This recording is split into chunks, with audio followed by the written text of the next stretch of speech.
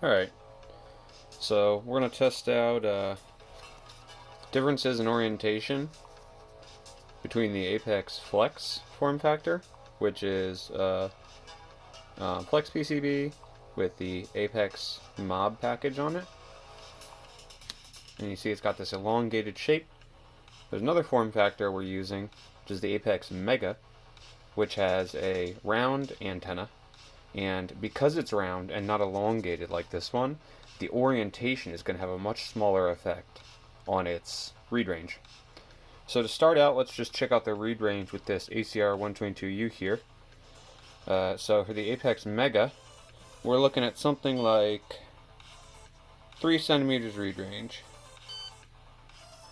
For the Apex Flex, this one is the most recent revision. We are looking at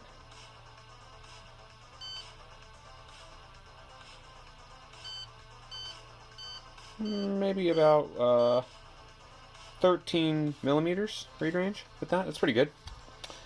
So we've got this vector network analyzer here. So it'll show the tuning. This point right here is 13.56 megahertz, and then to the left will be lower frequency resonance, and to the right will be higher frequency resonance. So got this antenna here. Now you can see there's this spike happening. Now this isn't normally occurring, but we have the ACR122U plugged in, and it is a noisy, very powerful reader. So even from this distance, we're getting a significant amount of noise. So I'm going to unplug that. And now that it's off, you can see the noise disappeared. So let's try out the tuning on these. So to start out, let's try the Apex Mega. So for the Apex Mega, if I place it on here at about the midpoint, you'll see that there's a droop, which is the power draw that the Apex Mega is introducing to this vector network analyzer circuit. That's how much draw that it is pulling, and at what frequency. So in this case, the frequency is about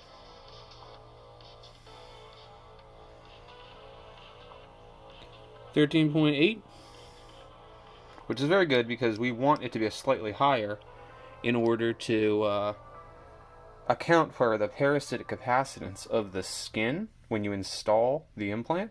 So 13.8 is pretty ideal because it's going to drag it down a little bit to the target, which is 13.56.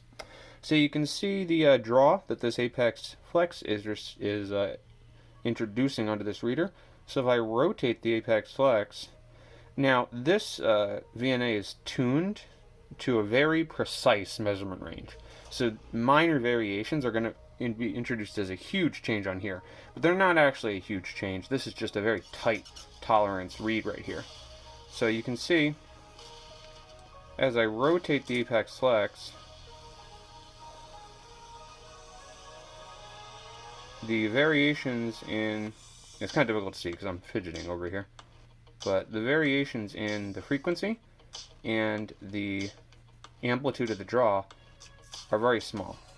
And that's because it's got this round antenna. So let's check out the Apex Flex here. So the draw on this one's going to be much less because the Q factor of the antenna is different.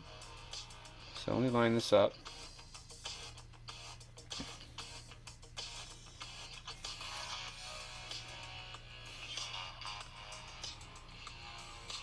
So you can see the amplitude of the draw is much lower on this implant because of the shape. Now you can see this droop right here. Let me turn it at all. The slightest amount of orientation change on this implant greatly affects the amplitude of the draw.